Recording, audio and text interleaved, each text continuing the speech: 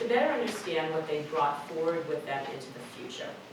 And that's how the notion of romantic competence came about. So I'll tell you more exactly what it is in a minute. But let me also say that because I've been focused on youth and on competence prior to selecting into a committed relationship, my focus has been on building romantic competence through education and early intervention, but it also definitely has applications to established couples as well.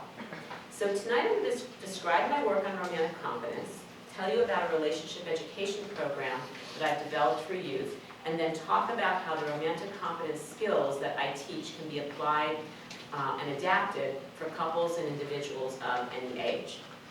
So, as I mentioned, I've been studying romantic relationships for quite a while now, and there's lots of research on what makes for a healthy relationship. In fact, most people can identify the features of a healthy and unhealthy relationship. So here's a list of things that my colleagues and I have been using kind of as a shorthand for capturing the key features of healthy and unhealthy relationships. They're basically a summary of what research has shown us.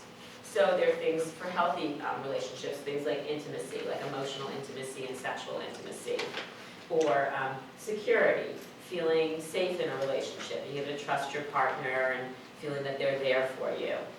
Respect, acknowledging and appreciating one another and one another's beliefs and needs.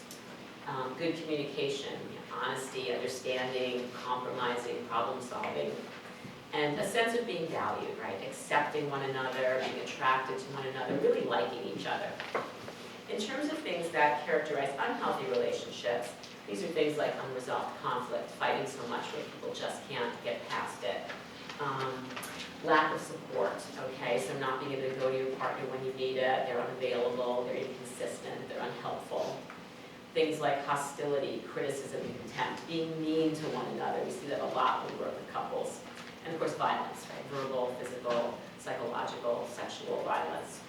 And the data tell us that it's really important for people to have healthy relationships because problems in relationships can lead to things like relationship distress, breakups, divorce, poor physical health, poor mental health, poor work and school performance, and when children are present, poor outcomes for children. So it's really critical that people have healthy relationships. But there's a problem. How many people, and I don't just mean you all in the room tonight, I mean out there in the world, how many people actually know how to get a healthy relationship? Like what to do on a day-to-day basis to create the things that lead to healthy relationships and reduce the behaviors that lead to unhealthy ones. So the problem is that people know what a healthy relationship looks like, but most don't know how to get one, and no one ever teaches them how to do so. It's just true. We literally don't teach people, especially young people, how to have healthy relationships. There are really only a couple of times when we purposely try to do so. One of those times is after people already have problems, right? Couples therapy. Not a lot of people think about learning how to have a healthy relationship until they have problems. Now, I do think we can teach couples to be more competent, and I'll talk later about how we can do that. But the point I want to make right now is that in general, we need to be approaching the need to create healthy relationships a lot earlier than we are. And another time we try to teach people how to have healthy relationships is right before they get married, premarital education. And in many ways, this is a good idea, and it works for some people. But like couples therapy, it assumes that people don't need to learn about relationships until they've selected the person they want to commit their lives to. And that's just wrong. Because what if they've selected poorly, right? No amount of premarital training is going to fix a bad partner choice. So the ways and the times that we typically try to teach people how to have healthy relationships are limited because they fail to address three important things. Genuinely knowing what you want and need in a partner and a relationship, selecting the right person, and then having and using the skills to build a healthy relationship right from the beginning. So that's why I focus on romantic competence as something that individuals need, not just something that couples need. And as you'll see later, there are useful things that romantic competence has to offer couples, and really useful things it has to offer individuals as well. And this is also why I tend to focus on young people, because I want them to learn how to have healthy relationships early enough to make good relationship choices. So again, the problem is that people know what a healthy relationship looks like, but they don't know how to get one, and we don't teach them how to do so. So what's the solution? The solution then is to identify the skills that are necessary to create healthy relationships and to reduce the behaviors that lead to unhealthy ones, which is exactly what my colleagues and I are doing. Now, you might say, Joanne, don't these skills already exist? And I would argue that they don't. It might look like they do. So for example, if we want to create intimacy, we tell people they need to self-disclose. Well, that sounds good, right? But there's a lot that goes into what might seem like a simple thing to do. To self-disclose, you have to tell your partner your vulnerabilities. Well, what if you don't know what they are? What if you're afraid to tell them? What if you don't know how to do so in a way that won't scare them off, right?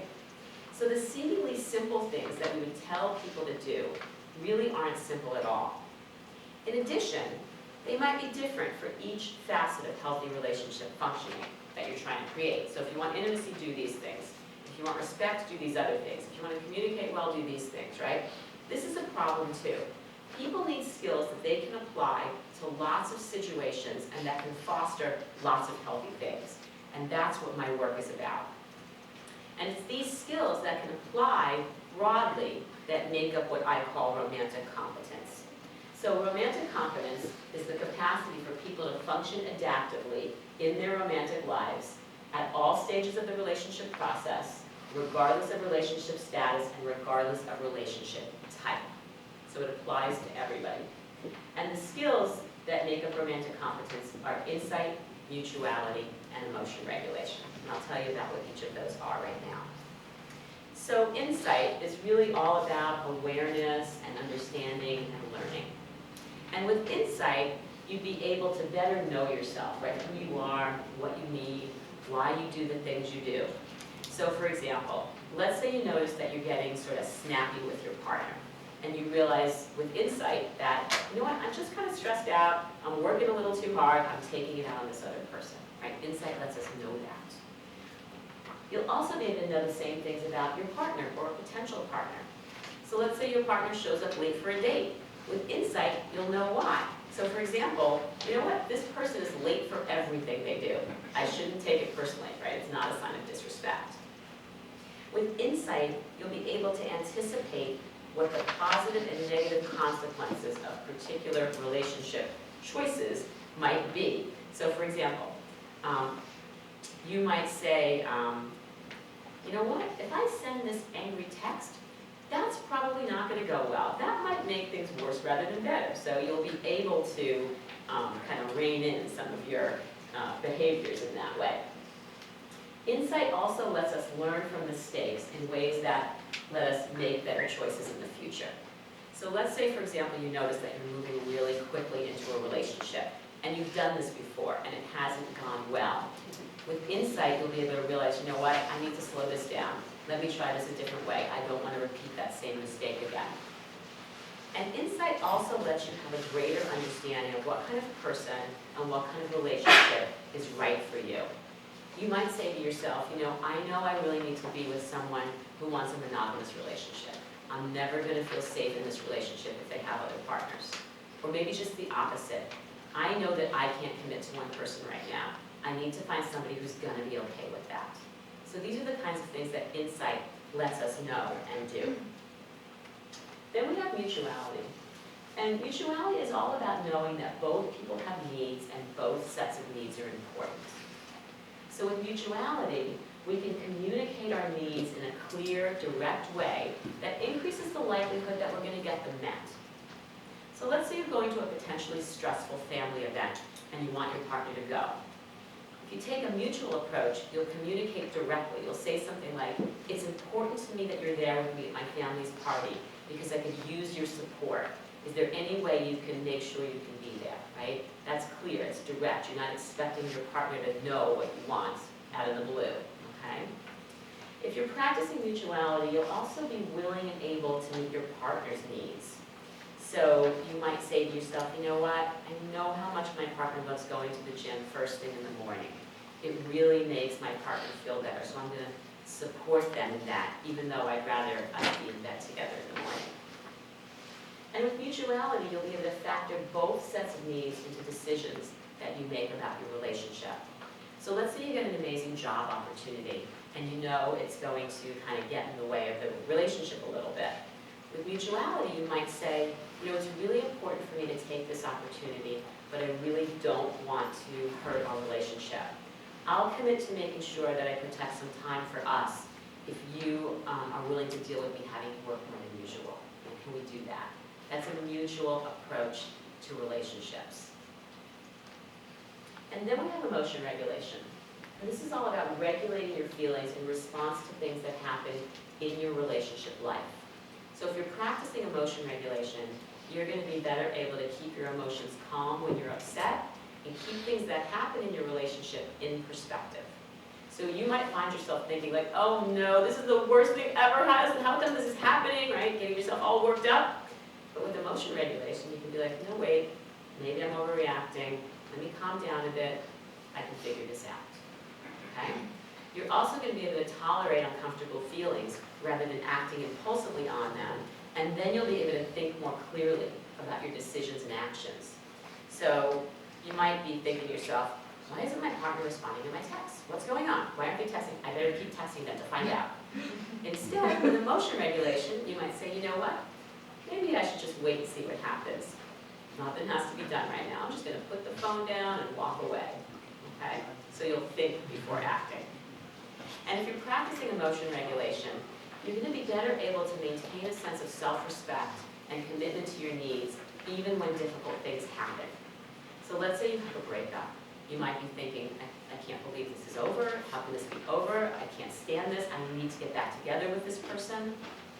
But with emotion regulation, you might realize, you know what? If I beg and plead to get back together with them, I'm just going to hate myself for it. I'm going to come out of this feeling worse than I already do, and that's not what I want. So this is what insight, mutuality, and emotion regulation can do for us in our relationships. Now, our definition of romantic competence, of these three skills, it didn't come out of the blue. I didn't just make this up. It actually evolved from three theories that have really influenced my thinking for many years, and they're highly relevant to interpersonal functioning. I'm not going to go into them in detail. I just want to give them credit. So the three theories are social cognitive models of interpersonal problem solving, attachment theory, and then basic theories of emotion regulation. And they all have a lot in common. They all have direct implications for interpersonal functioning, and they all feature insight, mutuality, and emotion regulation in one way or another as central to healthy relationship functioning. So I also want to note that I'm not the first person to talk about insight, mutuality, and emotion regulation. I'm just the first person to package them as a conceptual framework for understanding the key skills that are needed for healthy relationships. So I think it's the interplay of the skills, people's ability to use them all, that makes people romantically competent. I don't see the skills as completely independent of one another. I see them as related and kind of inherently connected. And when people use them, I believe it allows them to create the things that lead to healthy relationships. So I'm going to give you an example. I'm going to focus on communication and conflict resolution, which we know is important for healthy relationships and which we see people having trouble with all the time. So people, and couples in particular, are typically taught how to deal with problems by providing them with communication skills. What are communication skills? These are communication skills. This is, if you look across a variety of theories, cognitive behavioral models, emotion-focused models, acceptance-based models, insight-oriented models, you'll see that they have these things in common in one way or another. But if you look for themes across them, this is what you'll see, or at least this is what I see, right? I see insight, mutuality, and emotion regulation. And this is why I would suggest that people can't engage in effective conflict resolution if they don't have insight into themselves and their partner, understand mutuality, and have the ability to regulate their feelings. Because these are the skills that are at the foundation of good communication. So what would conflict resolution look like if people were using the skills? Together, they would allow people to have conversations where they're open to what the other person has to say, where they can look at each other's perspective with understanding, where they can express their needs, concerns, and feelings directly, calmly, and safely, and engage in problem solving rather than blaming one another. Also, where they can understand the consequences of their behaviors and adjust their perspective as needed in response to the other person. The skills allow people to do these things thoughtfully, in a regulated, caring, and empathic way without acting impulsively or being blinded by intense emotion. And when people do so, it conveys a sense of being valued, it conveys respect for your partner, and it provides the opportunity to build intimacy and security rather than erode those things. So in this way, the skills of insight, mutuality, and emotion regulation, through their effect on conflict resolution, actually have the potential to help people create healthier relationships. So I'll give you a real-life example. So I was talking to someone recently, and she said that when her partner asked her what she wanted for her birthday, she told him she didn't want anything. So he didn't get her anything. She got really upset, and they had a big fight. Why? Because in reality, she did want a birthday gift. She just didn't want to tell him that. She wanted him to know. She wanted him to be a mind reader, which we all know doesn't ever work. So if she had been using the skills, insight would have allowed her to understand herself well enough to know that she really did want a gift. And that if she didn't get one, she was going to be hurt. Insight also would have allowed her to know that her partner was going to take what she said literally. He's that kind of person. If she was using the skill of mutuality, she would have communicated directly and clearly, telling her partner what she wanted instead of hoping he'd figure it out. And if she was using the skill of emotion regulation, she would have been able to sort of talk with herself about whatever feelings she might have had. Like say she was maybe anxious about being honest. What might he think of her for, saying what she wanted? Or maybe she's feeling guilty because they were saving for a big trip and she didn't want to ask for something more. But if she was using emotion regulation, she might have been able to calm those feelings so that she could ask for what she needed. So had she used the skills, when her partner said, "What do you want for your birthday?" she would have been able to tell him, "I know we're saving for a trip, but I really would like that necklace we saw and it's not that expensive." He would have gotten it for her. She would have been happy and felt close to him and valued by him. And this would have made him feel good, and so on. The skills would have allowed the whole birthday gift situation to go well, rather than ending in a big fight. So these are the ways that I think the skills can apply to people's lives. And we actually have data that shows that this might be the case. So we've studied romantic competence in early adolescent girls and in emerging adults. And it's not that we think competence doesn't apply to others, but because we've argued that it's important to start teaching the skills early, we wanted to demonstrate that romantic competence is already active at a young age. So we began our work by examining it in a sample of girls ages 13 to 15, and then 4 samples of emerging adults in the 18 to 25 year range. 2 of those samples were actually samples of couples in different sex relationships, men and women. And we assessed romantic competence with an interview that we created, surprisingly called the Romantic Competence Interview. And we have one for adolescents and early emerging adults. It's basically a semi-structured interview. It takes about 30 to 60 minutes to administer. We ask people about their real-life experiences as well as their reactions to hypothetical scenarios of different and difficult kinds of situations. And then the interviewer codes that material based on the extent to which it reflects good insight, good mutuality, good emotion regulation, as well as overall romantic competence. So what we have found first in our adolescent sample is that greater competence in these girls is associated with greater self-reported security in romantic relationships. They feel more secure, they're more trusting, they're less worried about being rejected, and so forth. more positive perceptions of their parents' marriage and more positive expectations about marriage in the future. So competent girls have these more, again, just more positive ideas about what relationships are like. They also report lower levels of depressive symptoms. Their parents report better marital satisfaction, so perhaps there's some modeling going on in the family. And importantly, more competent girls are more likely to be engaging in what we call typical romantic activities, like dating and flirting and being attracted to people. But they're less likely to be engaged in sexual activity, especially sexual intercourse, which we consider a risky behavior for 13-year-old girls, essentially. So basically, this supports the notion that romantic competence is associated with healthier relational functioning and individual functioning in the case of depressive symptoms. We see very similar things in our emerging adult samples. Again, greater competence is associated with greater romantic relationship security. It's also associated with better relationship decision-making. They report being able to make decisions in a more confident way, with more consequential thinking ability and the ability to see problems that might emerge. It's associated with greater relationship satisfaction. That's obviously important. It's associated with fewer depressive and anxiety symptoms, so again, better well-being. And those are all self-report measures. We've also brought couples into the lab and had them interact with one another, doing a number of different activities.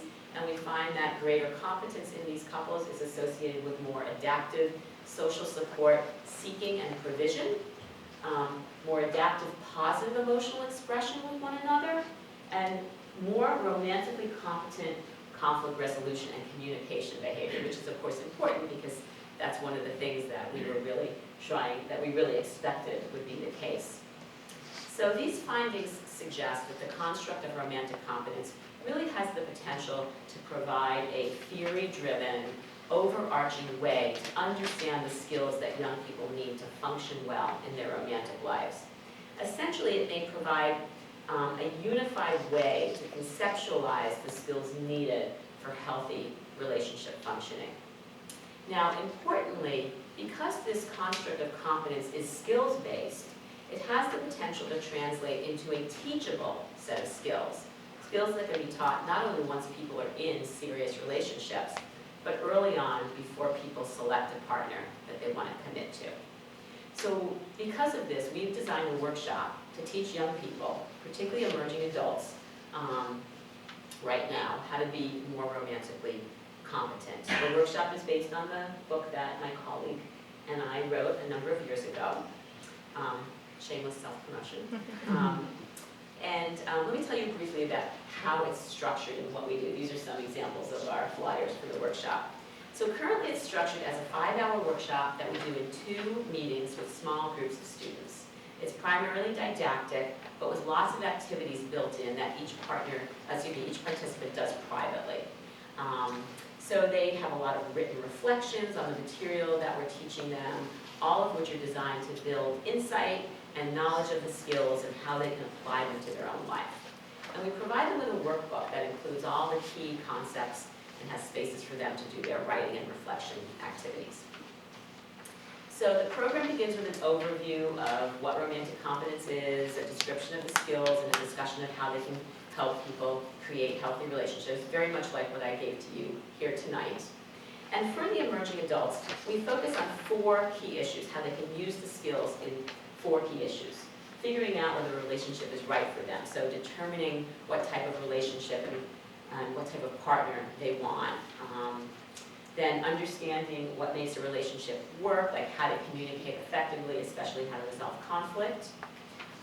Knowing when to stay in a relationship and when to get out, and then dealing with a breakup effectively in a way that lets them move forward.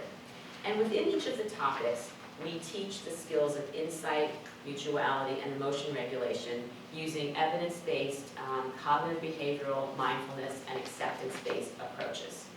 So let me just be clear. I am not trying to reinvent the wheel on evidence-based skills. I'm just repackaging them within this framework of insight, mutuality, and emotion regulation to, provide people with a new way of kind of thinking more broadly about them. So I'm going to give you an overview of how we promote each of the skills And then I'm going to go into detail about some of the novel strategies that we use in a few minutes that you might be able to adapt for your work. So, for example, for insight, we promote that by focusing people on becoming aware of themselves and their partner, right? We have people complete what we call a trait assessment, which you have in your handouts and I'll talk about later, where they identify their best and their worst traits, and they identify how these traits relate to their own behavior and their partner's behavior. We promote awareness of thoughts, feelings, and behaviors through basic kind of CBT education, and then by having participants come up with examples of how their own thoughts, feelings, and behaviors affect one another. We promote consequential thinking by having people examine the consequences of their actions and their thoughts and their feelings. And we promote awareness of their needs by educating them about what relational needs are. And they complete a needs assessment, which is also in your handouts, and I'll talk a lot about that in a few minutes. In terms of mutuality, we promote perspective taking and understanding by teaching people how to empathize with their partners. We teach communication skills in the very same direct way that CBT people typically do, speaker and listening skills. And the same thing with problem-solving skills, generating solutions, selecting and implementing mutually acceptable solutions, and so forth. And in terms of emotion regulation, we try to promote this through fostering emotional awareness, distress tolerance, tolerance of uncertainty, and appropriate emotional expression by teaching people how to identify emotions, how to identify areas of vulnerability, how to use mindfulness skills, how to create new realistic kind of self-talk, and reduce impulsive behavior. So throughout the workshop, we're giving them lots of examples. We're showing them film clips and TV clips that demonstrate skillful and unskillful behavior, and then we're helping them kind of consolidate their knowledge through reflecting on what they learned. So this is what we teach people. We have recently conducted a study to find out if they actually learn it. So fortunately, the story is that they do. So we focused on two things, right? Whether the people who got the workshop actually learned the things we want them to learn, and then comparing the people who got the workshop to people in a wait list, did the people in the workshop improve on relationship knowledge and decision making? So we conducted a randomized controlled trial. We randomly assigned people to either the workshop or the wait list. And very quickly I'll tell you what we found. So in terms of whether the relationship education would learn the things we wanted them to, 68% of them reported engaging in new behaviors, which was great. And all of those behaviors, we asked them to write out what they did. All of those behaviors were consistent with workshop content. So we coded them in a qualitative fashion for whether the content related to the skills, related to the issues that we were talking about, and all of it did. So we're super excited about that.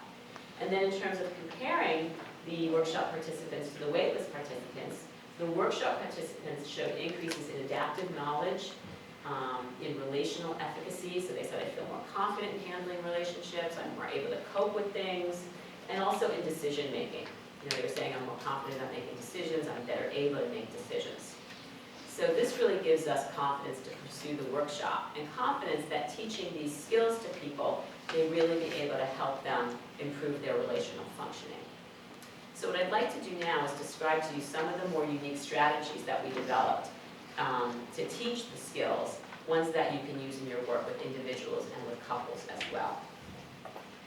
So in the workshop, we present this model to the participants as our model of healthy relationships. And you can see there are two components. The first one is the 3 evidence-based skills that we've been talking about. But the second component is what we call 3 conditions for a healthy relationship. I know and like myself, I know and like my partner, and my partner knows and likes me. So the point of the 3 conditions is to present a framework for understanding that certain needs have to be satisfied for a relationship to really be healthy.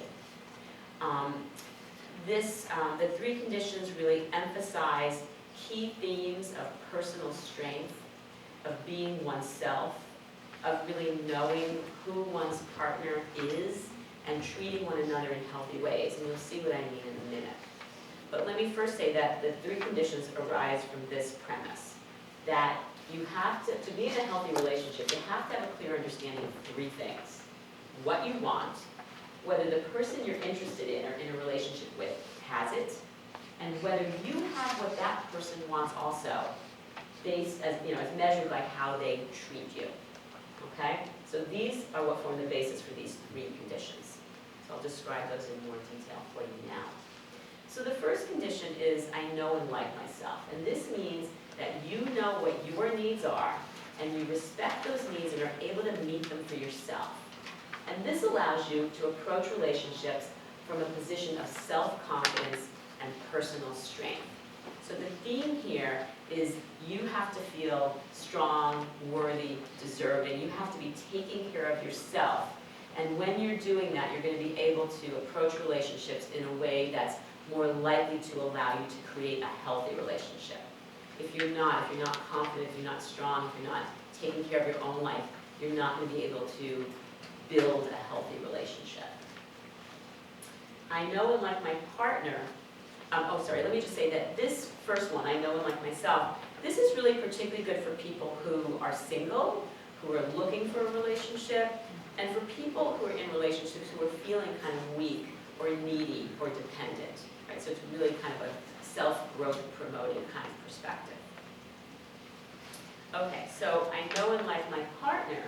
This means that you're confident that your partner's the person you want, and you're treating that person in a way that shows you like and respect them. This helps you select the right partner and make good decisions by shifting from trying to be what the other person wants to figuring out whether you actually want the other person and are treating them accordingly.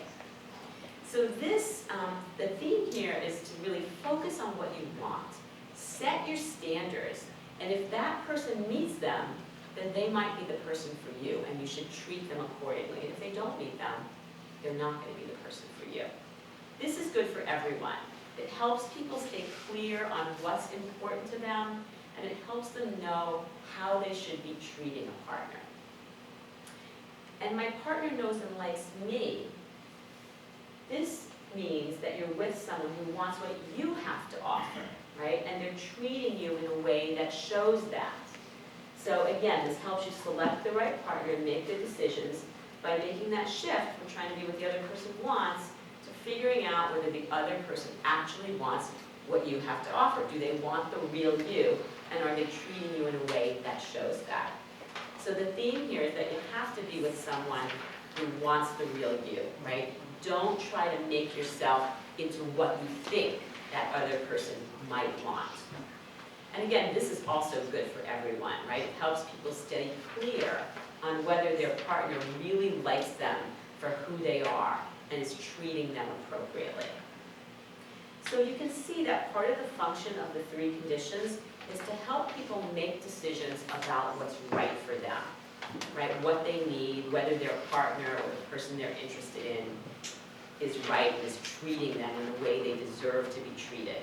And this can really be used at any stage of a relationship to help a person figure this out. Now, we've identified a list of needs based on the research literature that we present to people so that they can assess whether they're meeting these three conditions. So I'm going to give you an overview of what this looks like. So you can see the columns represent the three conditions. And within each, there are 6 categories of needs. And within each category, there are specific needs. And each specific need that's listed here has a needs question, has a question associated with it that we call a needs question that people can ask themselves. And you have this in your handout. You have the full needs tables. They're actually organized by condition separately. You don't have that. You don't have it looking just like this. You have it within each condition. I'm going to go through that in a little bit. But basically, when people ask themselves the questions, they can sort of practice developing insight to discover what their needs are, to learn to respect those needs, and to begin to meet them for themselves and to try to meet them in their relationships. So the point of doing a needs assessment is to get to know yourself better, I know and like myself, these are really more like aspirational goals, right? Things we all want to work towards in our own life to set this foundation for a healthy relationship to strengthen ourselves. Another point of doing this needs assessment is to really recognize that needs are important, right? People often don't think of that. They often think of more superficial kinds of things. But these kinds of needs are actually important in relationships.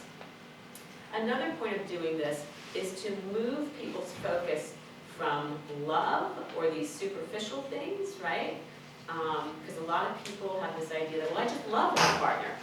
Of course I'm going to stay with them. I love them. But wait, are your needs being met? Right? So that people see there's more there.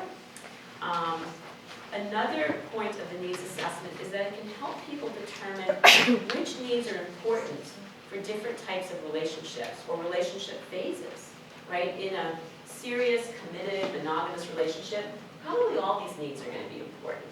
In a casual relationship, some of them will be important, some will be less so. Maybe, you don't really need your partner to,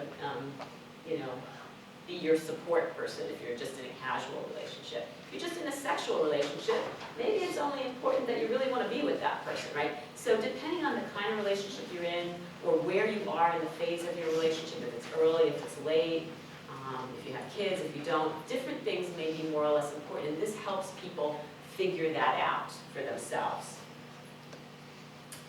Another point of the needs assessment is that it helps people stay in the reality, right? It helps people better assess and see the reality of their situation, rather than sort of, wishing for what it might be like or something like that. By looking at these conditions and needs, by asking the questions that are listed in your handouts, it really pushes people to sort of stay reality focused, to kind of look at the data that might exist. So again, you have the full needs tables there. I'm going to give you one example, kind of go through it so you can see what we do with people. So I'll focus on the first set of needs, right? Do I understand myself? Do I understand my partner? Does my partner understand me? This is all about understanding one another. And so to really do so, you need to be what we call familiar with yourself and with one another. And you both need to be open and authentic in order to really get to know yourself and to get to know one another. And you can see that in the specific needs questions. So, do I know my best and worst traits? Do I understand how they make me who I am, influence how I act, affect the way I get my needs met?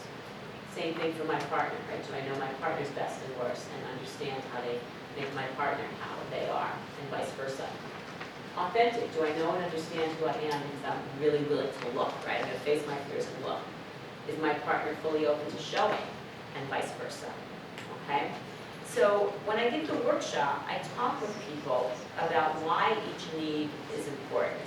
Most of this is pretty obvious. You as clinicians can guess that, I would imagine. And it's also all in my book. But for example, when I talk with people about this need, about why this is important, I would say, well, first of all, for I know and like myself, right?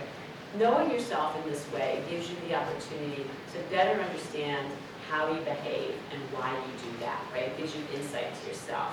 And that gives you the opportunity to change your behavior if it's not getting you what you want. Okay, so you can learn about yourself in that way. For I know and like my partner knows and likes me. When you understand each other in this way, it allows you to use what you know about each other, the good stuff and the not so good stuff, right? And factor all of it into your decision about whether to be in this relationship.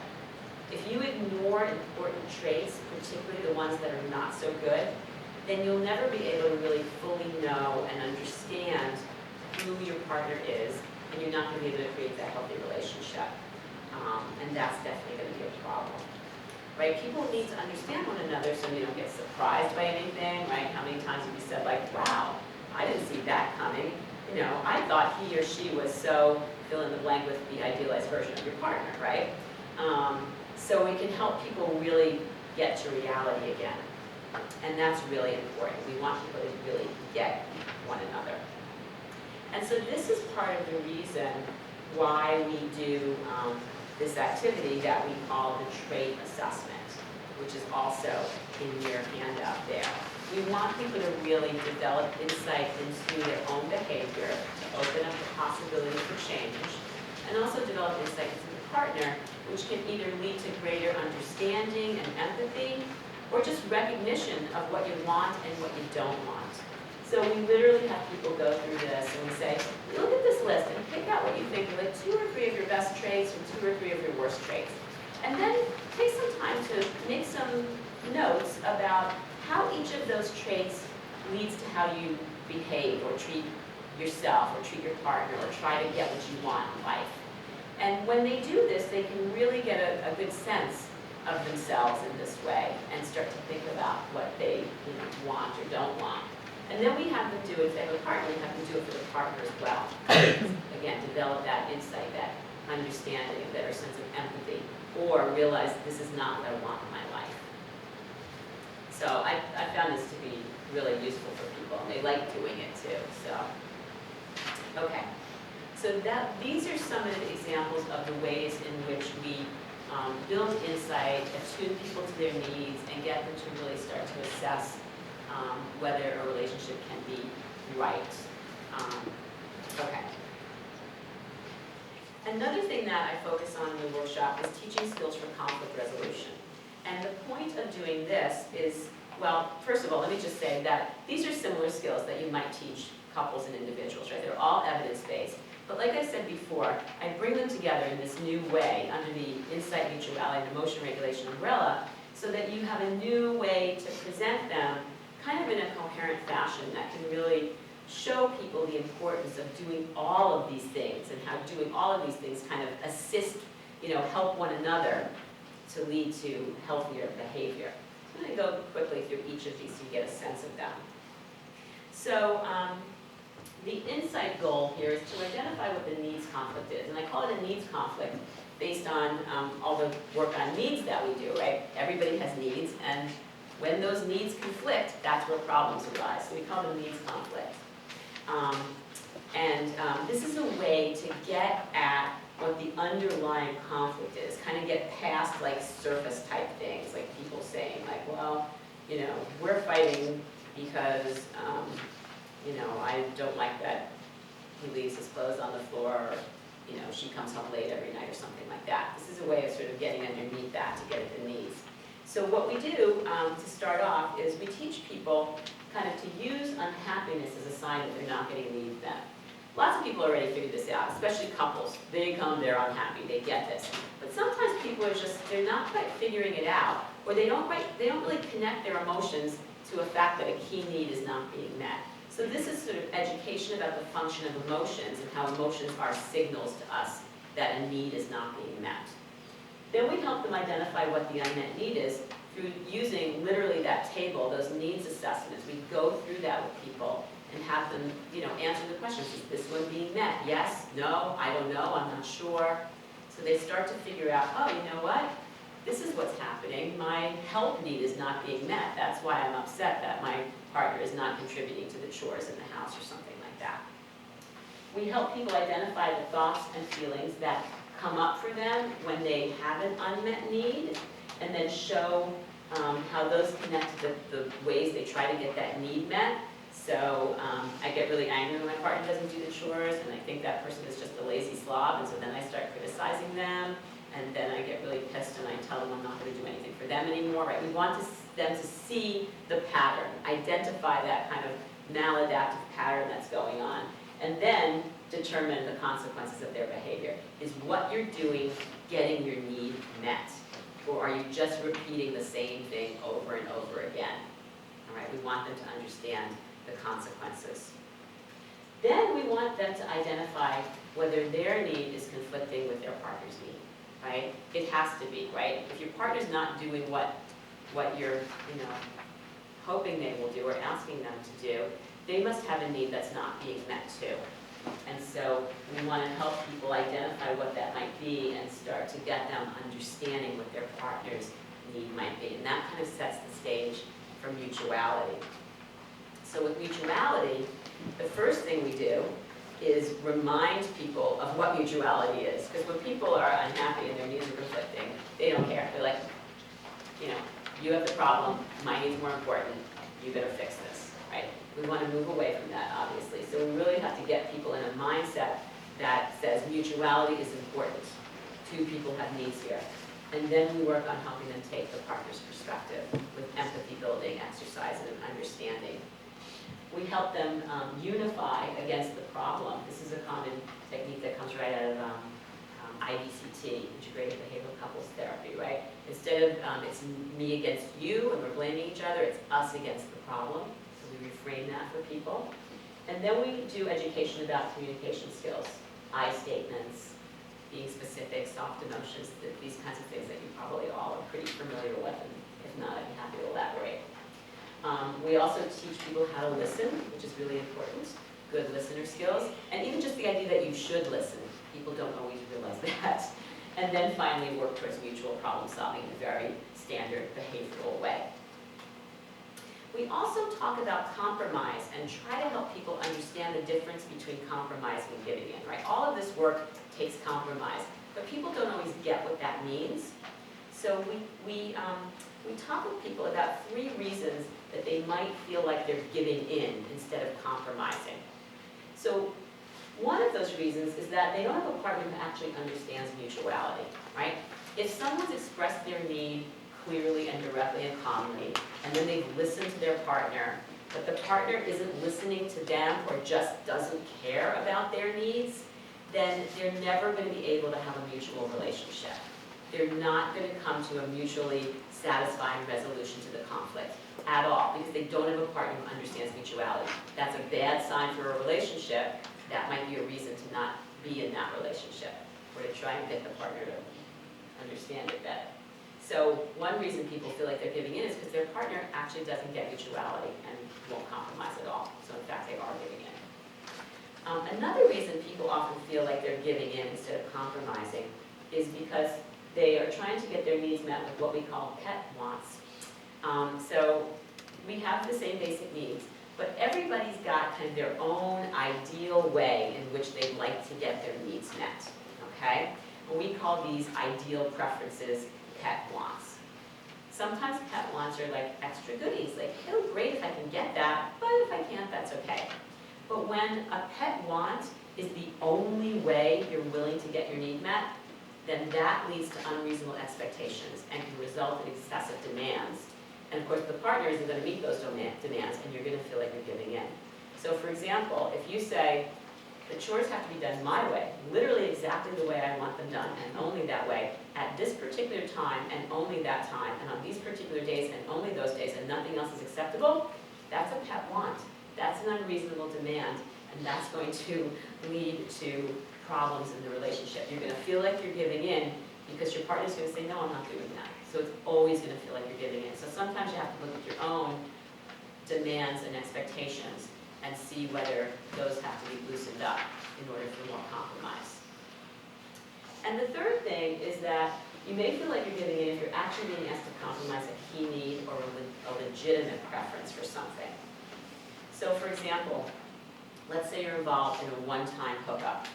You both really want to do this, completely consensual, but the guy doesn't want to use a condom, and he tries to convince you that you should be okay with that, even though you've made it clear that that's not okay for you. So the issue there is that you are the one who's going to get the consequences. You can contract an STI. If you're a woman, you can get pregnant, right? So you're the one who has to live with these things. This would never be a compromise situation, right? This is not a time when you give in, okay? If you're talking about giving into what movie you're going to see or what music you're going to listen to, that's fine. You can even give in on those things sometimes. But you can't compromise a key need to keep yourself safe, for example. That means you can compromise on your well-being. You also shouldn't give up a legitimate preference. So let's say it's, to get your support need met, you like to talk with your partner kind of at the end of the day just to go over what happened in the day. That's legitimate. That's perfectly appropriate, especially if you're not insisting that it's got to be at a certain time or for a certain amount of time, right? You just want to have a chat. But if your partner doesn't see that as legitimate, and they're like, no, we can't do it that way, well, then you're being asked to give up something that's really important for you and that you really need. And so of course you're going to feel like you're compromised or like you're giving in because your partner's not willing to compromise on that. It kind of in some ways comes back to number one, the first point. But the point here is that a compromise never involves giving up something that's really legitimate or key for you. So we go through this with our relationship workshop people, and also I do this a lot in my work with couples and individuals to really help them figure this stuff out. So, in terms of emotion regulation strategies, the goal here is to help your emotions and let them help you. And we tell people, when needs conflict, people experience really intense and difficult feelings. And even when couples are working at mutual problem solving and learning how to meet each other's needs, a lot of negative feelings can come up. So what we do is we try to help people create new reality-based self-talk about the conflict and how they can handle it and react to it. This is basic cognitive restructuring kind of work. We help them learn to tolerate difficult feelings by doing things like building up their affirming kinds of coping self-talk, by teaching them about things like time out, like how to get out of a situation and diffuse it a little bit. And also a lot of impulse control kinds of things, like walk away, don't say that thing, get up from the computer before you send a bad email, those kinds of things. And then we teach them a lot about getting in touch with and conveying soft feelings, right? Developing insight into what's underneath the anger and the hostility, right? Fear, hurt, sadness, and how to communicate from that place. So those are the ways we teach the insight, mutuality, and emotion regulation skills in the context of conflict resolution. I have a few more things to get through. I'll go through kind of quickly because I know we're getting to our end of time. But when it comes to decision making, particularly making decisions about whether people should stay in a relationship or not, we help them do a few things. First of all, we help them identify their unmet needs. And this comes back to doing that needs assessment that I was talking about. We try to teach people how to become more objective observers of themselves, right? How to be really honest with themselves so that they don't just get stuck in being like, well, I don't know, I'm not sure if that need is being met. No, let's really look at it. Let's look at the data. What's been happening in your relationship? Let's try and figure out what the answer to this question really is. We have them pay attention to what feelings come up as they're doing that, right? Are they getting afraid? Are they getting scared? Are they getting really sad? Because those emotions start to color whether they can look at the reality. So we want to help them manage those emotions so that they can see the reality. We want to actively fight denial, right? People in relationships, when they're uncertain, about whether they want to stay or go, they're sometimes in a fantasy land about if it can only be this way. But it's not that way, right? So this is really a lot of reality testing. And then kind of really supporting people to stay focused on their needs, stay focused on their ability to cope. So that's one thing we do to help with decision making. Another thing we do to help with decision making is we focus on teaching them to tolerate uncertainty. Again, kind of focusing on the reality, not on what should be or what you wish for, but just stay present with what's happening right now and focus on that reality, and then teaching people how to be willing to take a risk, right? Risk is always involved in making a decision that can paralyze people, so we want to kind of give them the support to sort of take that risk. And we do this a lot by using worst case scenario kinds of techniques. What's your worst case scenario? Let's make a coping plan for all of the things that you're afraid of so you can take that step you need to take to either get out of it or maybe to move forward into it, move in together, get engaged, whatever it might be. And kind of from a mindfulness perspective, helping people cultivate this attitude of being open to the future, right? Trusting in yourself, I'm open to whatever may come, good or bad, I'm going to be able to handle it. So that helps people tolerate uncertainty when they're trying to decide whether to or not to stay in a relationship. We also help them work on their emotions by using Marsha Linehan's Wise Mind ideas from DBT, right? So how do you pay attention to what's in your head and what's in your heart, right? Logic and emotions. Really learning to identify what each of those is telling you, what the healthy message is and what the unhealthy message is, and then using them wisely in decision making. So these are the kinds of things that I find are helpful for people making these kinds of relationship decisions, whether you're working with a couple or working with an individual. And last but not least, we teach people how to cope with breakups by going through what we call 7 common problematic reactions to breakups, right? We teach them insight and emotion regulation strategies in the context of talking about how they can cope. And we go through each of these, and we focus on CBT, DBT, and mindfulness-based skills to help them make cope better, and make better choices. So one common problematic reaction is ruminating, right? So they're just in their head, why did this happen? What if I had done this? Why did I say that? Can it be better? Can we go back, right?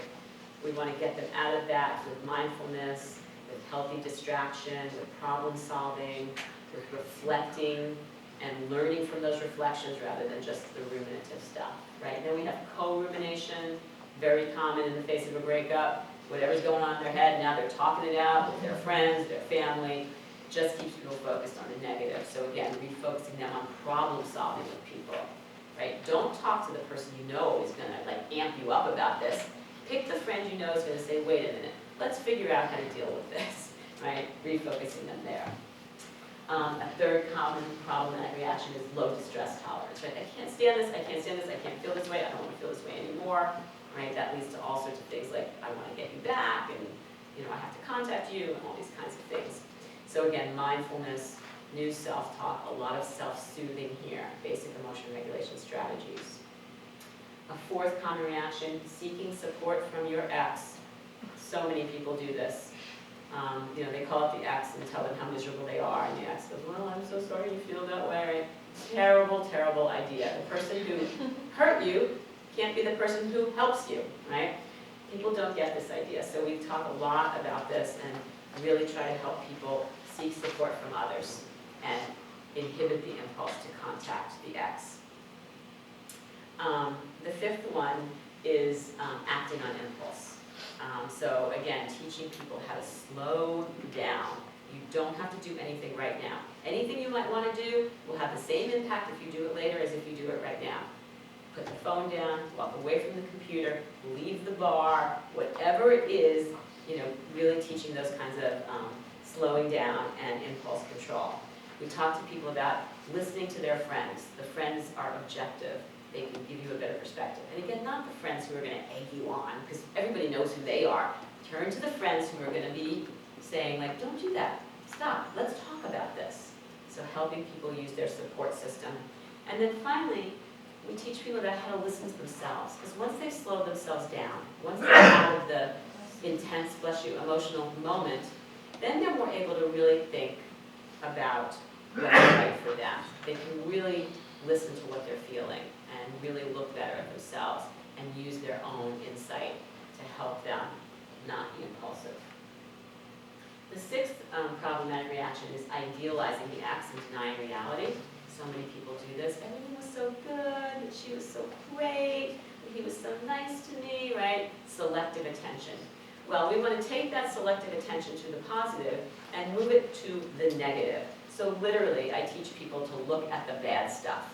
Like anytime something positive comes in their mind about the ex-partner, counter that with something bad that happened. And never ever just focus on the positive. Minimally have both on the table. But it's better, look at the bad stuff. Stay there, because that's the reality of why you're not together anymore. If you broke up, it means you can't meet each other's needs. And that means you shouldn't be together, period. A breakup is actually a good thing.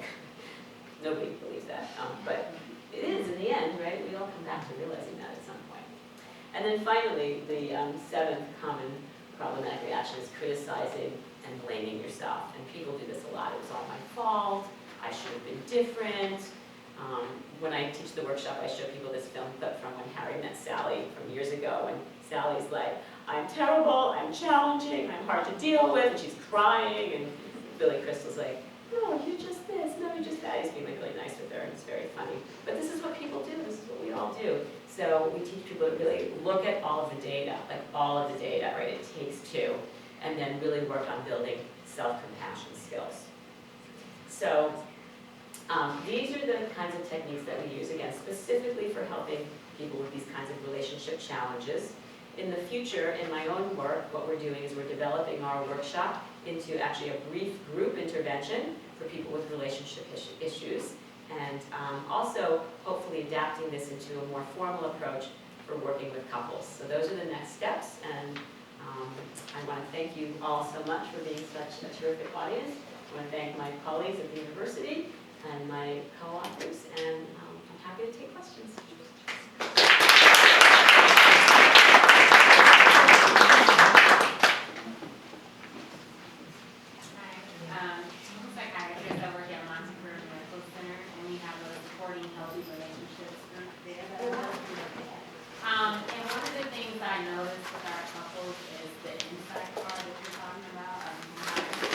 Necessarily having the awareness of, okay, what are my needs or what's happened in my past that's now having me act this way when certain things happen. And so I'm glad you talked about the needs part. I think I remember in one of your earlier slides you said you do like hypothetical situations as well. Yeah. So just different ways to better help people understand, you have more insight. Yeah. The hypothetical scenarios, that was part of our assessment of romantic competence at the individual level. So we present people with things like, what would you think or feel or do if this happened in a relationship, or if this happened with a partner, or, so I think that could be translated to couples, like, both in the sense of, them thinking about things that would happen in their relationship, but also you could probably use that to help them develop insight into their partner, like what would you think or feel or do if you were in a position where like your partner is where X, Y, and Z. So that might be a way to sort of increase insight potentially in that way, and mutuality at the same time. Does that make sense? Mm-hmm. Yeah. And then for the workshops, you do this on the college campus? Yeah. What time is that? We schedule them kind of when, when needed. So mostly we've been doing it in the context of research. We started out just doing them kind of in a pilot way, and we offer them periodically and, kind of to work up the program. Most recently we did them in the context of our research, and now we're sort of figuring out sort of what the right venue is, how often to do them. I've actually gone to a couple of different places and given the workshop or parts of the workshop. I went to a small college in Kansas last spring and gave the workshop. I'm going to West Point on Monday to talk to the cadets about this kind of stuff. So I'm kind of, personally doing it on an as-needed basis. But if you're interested in it or parts of it, I'd be more than happy to talk with you and share pieces of it that you think might be adaptable for the groups that you do. You're welcome. Do you have any strategies for people who really struggle with their inability to accurately guess someone else's perspective? Like, I have a couple who just can't get out of their own worldview, so they really aren't good at anticipating even the consequences of their reaction because they really can't get them. And I'm not talking like autism spectrum. Okay, that's what I was going to ask. Yeah, no, it's pretty severe emotional Yeah. regulation issues. Yeah. I'll have to think about that a little bit, because I mean, it is challenging. I mean, I think that I have to imagine this must be sort of such an ingrained unhappiness that they're so cold to each other at this point, So, I mean, are they at all able to have any contact with anything positive about each other or the This relationships? isn't actually a couple. Oh. I have a pretty good friend of mine who, she probably meets some criteria for BPD, but she really struggles to kind of be able to put herself in the head of someone else. When she reacts at someone, I say, well, what do you think they might have been feeling or thinking? Can't do it. And I've tried to think like exercises or ways to help her develop that skill. I don't have a quick answer to that, but I'd be happy to consult about that if you'd like to. I wish I had a quick answer that would solve everybody's problems. Yeah. So you talked about obviously different needs.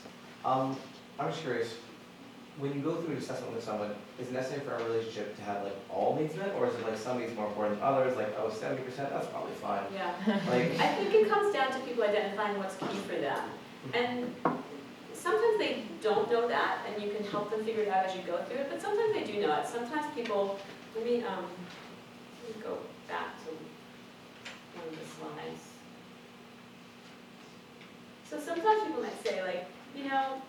doesn't matter so much that my partner is not really my go-to person.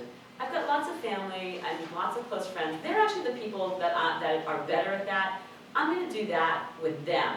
And so saying no to this, I don't care so much because, my partner, I can totally trust him or her. They totally make me feel safe.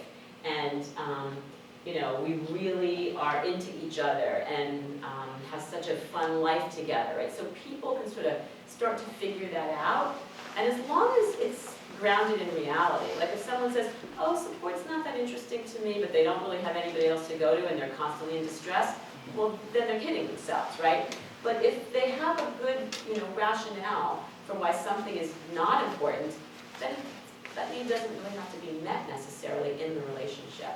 So that's kind of how I think about it. Does that help? Did you have a question? It was similar to your question, just in terms of imagining so many people having these capabilities to bridge relationships. It seems unrealistic that everybody would know how to do all of this without having a PhD or psychology in psychology. So I was just thinking how that affects people's ability to actually commit to a relationship. If people don't have difficulty finding someone who checks off all of these many boxes, and it maybe it's just my taking in of the presentation, but it seemed a little bit more towards how to cross people off maybe, if they're a bad fit, as opposed to working towards being a better fit together. You're right about that, and that is in some ways more of our focus in our work with young people, because we don't want them to make bad relationship decisions. We want them to be able to say, like, wait a minute, these things aren't being met. I'm out of here, right? This has got to go. It's funny because we think that romantically competent people are good at like getting out of relationships and breaking up, right? You think, oh, competence, it must mean you can stay together. Well, with the right person. But I think when you're working with couples and even with individuals, helping them create these things, right? Understanding what each of these needs is really about and how they can start to build that for themselves and then figure out whether someone else has that capability as well. I mean, couples kind of co-create their relationship, and so,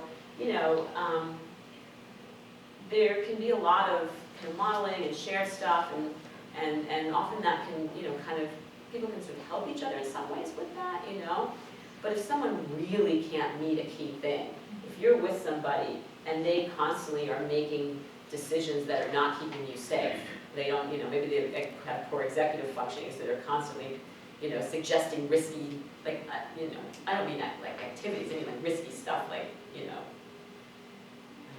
driving in the car drunk or whatever kinds of things. Then you want to be able to say, like, that is just not okay for me, right? But if someone is sort of, there's issues with how much they really like prioritize your needs when they're thinking about themselves, that's a more teachable thing, right? That's something that can be worked on, and that, in the context of the couple, in the context of therapy, can really be addressed potentially.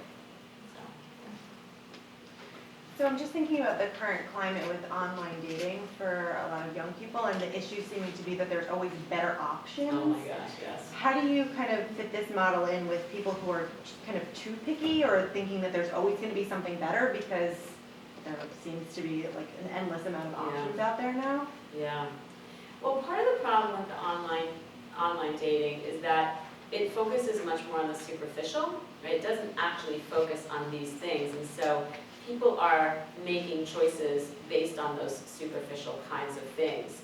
And so in some ways it's even more important, I think, for people who do online dating to be aware of this kind of level of analysis of their relationship, because the only way one is going to get to that is by getting to know someone in a deeper way. So it's obviously fine to scroll left or whatever it is on people that you're not attracted to or that you don't seem to be compatible with or whatnot. But in interacting with people, you have to sort of get to a point of seeing whether these things are there, right? I mean, I guess my question was more like, because there are so many options, I find that some people happen to be pickier. And then they're like, oh, this person doesn't check that box. Okay, next. Yeah. Like, at what point are you like, this is good enough and as good as you're probably going to get, So maybe you should stop looking. Take Yeah. record Lindsay right here. I mean, I think in those cases, I would, that would probably in some ways be a different kind of work around what, what their expectations really are and what their fears are in relationships as well, too, because there is no perfect person, and we all know that. So holding that kind of unrealistic idea that there's going to be someone who is perfect, who meets every single need, is not true, right? That is not the reality. So, I mean, not that I would ever try to convince somebody that somebody's good enough, right?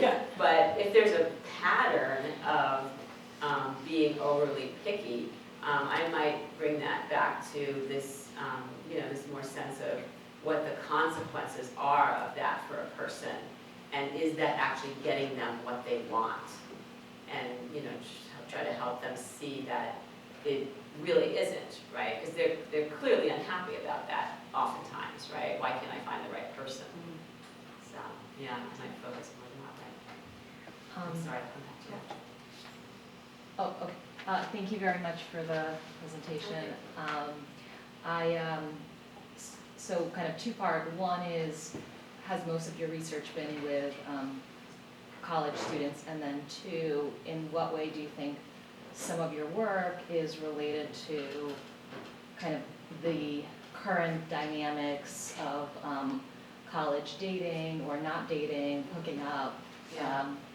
Yeah. So Our cultural mores changing in terms of what is and isn't appropriate? Yeah, they're changing a lot, and most of our work has been on college students. And part of the, so there's two things I want to say. I'll come back to the second part about applications to non-college students. But part of the changing, values and what's acceptable makes this even more important in some ways, because people have so many choices, and they should be making those choices based on what's right for them. And so part of the reason we've kind of developed this in the way we have is for a way to sort of say to people, we're not telling you what's right or wrong or what's the right kind of relationship to have for you or anybody else. We don't want to be the external person who says you should do this. We want to be telling you, here are the skills you can use for any kind of relationship you want or you're interested in. These kinds of skills can actually help you figure out what that's going to be for you, right? Because you get to know yourself well enough to know whether I'm comfortable with this and not that, and so forth. Now, in terms of does this apply outside of that, I think it does. I mean, the skills are broad enough that I think they can apply to most relationship situations, and what really differs are the issues that are relevant for a particular type of relationship or a particular stage of relationships.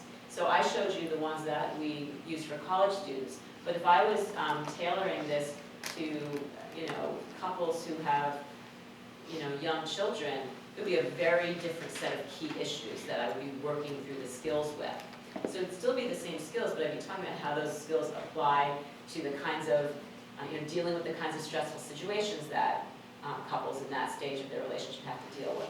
Conflict resolution is always going to be pretty similar, but I'd be picking different issues that are relevant. If these are couples who are older and dealing with aging and health-related issues, I'd be picking issues that are relevant there and talking about how the skills can apply in those kinds of situations. Even with younger people, like I'm very interested in potentially translating this to like high school age kids. That's a different set of issues, but they can still use the skills for those issues. So it's a really flexible approach, I think it is, and that's that's why I've structured it this way. I kind of want to give that away to people to use it in whatever context is right for the kinds of cases you see or people you work with. Let me go over here and then I'll come back over here. Hi, thank you for being here and presenting. Lindsay was talking and I was just thinking like the application of this potentially for online dating, because online dating is so prevalent these days and so many people are meeting and getting married from that platform. And of course divorce rates are still really high. we often look at things from like an intervention standpoint, like there's a problem later on, and we have to go back and figure out how to try to fix it, or do you break up, or what do you do? But like, there's a lot of interesting stuff here that like, I don't think the dating sites necessarily, I mean, I don't have a lot of experience with them, but don't necessarily use these concepts like early on. I know there's a lot of like, you know, what pictures, what do you look like, do you like dogs, stuff you cook, you know, Yeah. which is great, but like, there's some value-based stuff here, or like lifestyle kind of, fit stuff that would probably be really helpful for people to like, be thinking about Yeah. earlier on.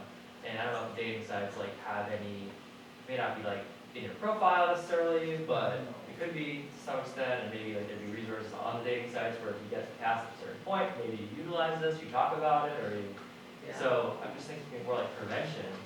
Totally. It could be Completely a agree cool with thing. you. Yeah. We should make an app. Yeah, maybe. Okay, so I was meeting with my research team the other day, like, we need an app. I don't know, I want to make an app, oh my god, like, that sounds great, like, what do you do? So, no, seriously, like, that's exactly, I'm all about the prevention part of it. I would love to keep finding ways to get this out early enough so people are thinking this way, rather than in the kind of other superficial ways they tend to think about relationships. Just gotta find techie people to. I know, right? Seriously, yeah. Let me go over here. Oh, no, I just wanted to know your sample, your participants, I know they are females and couples and individuals, but also like the walks of life, their backgrounds, like what, I'm just, something to tie into your concern, the competency level of these individuals Yeah. taking this type of assessment, so the Well, types of walks of life, yeah, with your participants. So the college student samples, right, they're all college students, they're all at Stony Brook University, so they all have that level of education. We don't know that much about them, I mean, they're in the age range of like 18 to 25. They are really ethnically diverse though. The undergraduates at Stony Brook University are only about 40% Caucasian, and the other 60% are people of all different racial and ethnic backgrounds, which is great. So I'm really happy about that in our sample. So 60% of our sample is not white, which is terrific, right? So I feel good about that because I feel like it applies more broadly, at least in terms of racial and ethnic diversity. Most of the sample is self-identified as heterosexual. A small proportion did not. But we're actually very interested in adapting this work specifically for LGBTQ+ populations as well, and addressing some of the unique stressors and needs that they have in relationships. So that's one initial direction we're going. I sort of going on with your other questions, like a lot of this sounds very like, wow, that's a lot, that needs to make up a healthy relationship. And I guess I'm wondering if, if any of these are no's, do you have materials that are like, okay, how do we work towards them? Like, let's not just say, no, we're not a good match and break up. Like, let's work on them and improve them and start making some of the no's yeses. Yeah, I mean, I don't have specific materials for that. I think that the skills apply to the development of any of those things, and certainly most of them are things that we face in working with individuals and couples, typically, right? So, how do I get my partner to listen to me more, or, acceptance is a big one, right? And as I mentioned, like IBCT, integrated behavioral couples therapy, is all about acceptance. So I think there are lots of good skills out there in the context of existing interventions, and that fit under the umbrella of insight, mutuality, and emotion regulation. And when I work with couples, I sort of pull them in that kind of way. So, so I haven't sort of formally said, if this, do that, but I think you can work with those things. So, yeah. I think going back to your question about your sample, it sounds like you assessed adolescent girls, so now I was kind of thinking, what about adolescent boys? Oh yeah, I know, right? I know. And So we started with a focus on adolescent girls because at that point in my research, I was looking at associations between depression and romantic functioning in young girls, because young girls are at greater risk for depression. So we were focusing just on girls, and they were, young, 13 to 15, from the Stony Brook community, not a particularly diverse group of girls. But when I would give these, I would go to schools sometimes and give these talks, and the boys would always be like, what about us? Why aren't you focusing on us? We have problems in relationships too. It's totally true. We moved on to the emerging adults, and in that context, we obviously have data on men and women. But yeah, I mean, I think young boys, it's funny because some of the data coming out of my lab and other people's labs a number of years ago were showing that for young adolescent girls, being in a romantic relationship is associated with increases in dysphoria, likely because of the stressors that come with that and the self-focused attention and self-esteem issues and things like that. But the boys would come to me, they'd say, it's going to be just the opposite for boys. We're really depressed because we don't have relationships, which I thought was probably true and certainly very, very cute. So, yeah. And just as a follow-up, also thinking of those emerging adults who did learn what you wanted them to learn, were there sex differences there, like are women more I didn't look at that, actually. That's a good question. I didn't look at that. But what I did look at is that the people who actually were more likely to say, yes, I learned something, I did something different, they were the people who were in relationships. And that's not surprising because they're in the context where they can actually actively do something. One of the issues with doing these workshops and collecting outcome data is that what's the right outcome and when is the right time to assess it? The skills are really a general package about increasing competence in general. It's not like, you know, prevention programs for relationship aggression or sexual risk or something like that, where it's a clear outcome. There's all sorts of potential outcomes for romantic competence, so it's not surprising that people in relationships are using the skills more. But I think people not in relationships will use them as well. It's just harder to know what that outcome, what it is that they're going to be doing and when they're going to do it. It might be 2 years later when they get into a relationship or something. So earlier you mentioned about the difference between, oh, I love them versus like, you know, but are your needs getting resolved? So how do you deal with that when you do have like, you know, people who like, you know, will claim that love trumps all, like, oh, but like I really love them. So like, these things are less important. And again, it gets back to our discussion before about what needs are more important, what needs are less important, and how those two conflicts, you know, kind of go in, you know, your emotional mind versus your rational mind. Yeah. I mean, I try to help focus the person on what they're unhappy about, right? I mean, if somebody says, I love them and I'm perfectly happy with everything, well then it's not an issue. But oftentimes what you get are people who are unhappy about things, right? They're complaining about some sort of problem in the relationship. They don't like the way they're being treated, but they're choosing to stay in the relationship because they love the person. So I try and really put those two things into clear contrast and then help people just make conscious decisions out of awareness what they're going to do. Like it's one, you know, I want people to say like, you know, even though this isn't being met and I'm very unhappy about it, I am consciously choosing to stay in this relationship because I'm in love with this person, rather than just sort of implicitly doing that.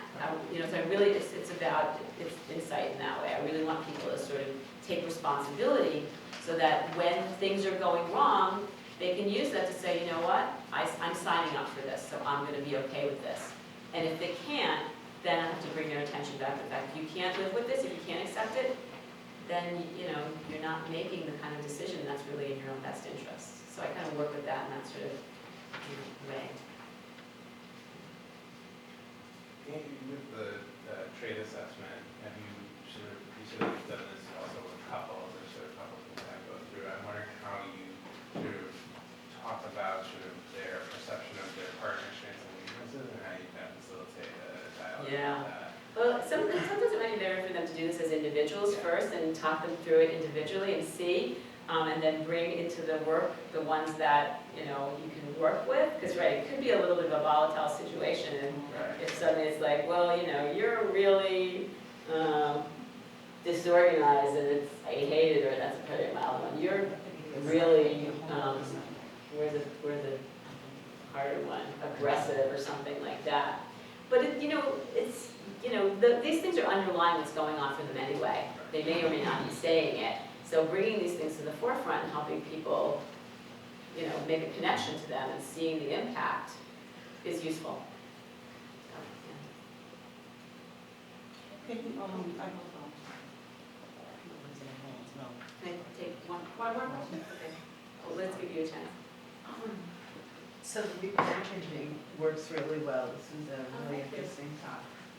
Your sample is a non-clinical sample. Correct. And I'm just wondering, do you have any idea what the rate of sexual assault is in this college age group? So not in my particular group, but as you all know, the rates of sexual assault on college campuses are very high. And what we actually have thought of doing, I'm wanting to recruit a student who wants to do this, is to adapt the workshop for people who've been sexually assaulted. Because I think they obviously have specific relational needs. So, yeah, so that was my follow-up Yeah. question, because you can kind of have the initial protective factors that you talk about, but then after that experience, a lot of things fall apart. Exactly. Yeah. And so, that was where I was going, exactly where I was Thank going, you. if you had any information. Yeah. Yeah, it's It'd be really helpful. important. Yep. Thanks. Can I follow up with you in case you do like put something together? Totally, absolutely, yeah. Yeah, thanks. Okay, well, thank you so much. Thank you all very much. I'm Lindsay Tolchin, I'm the events chairperson for NYC CVT, and just want to thank Joanne again for an amazing talk.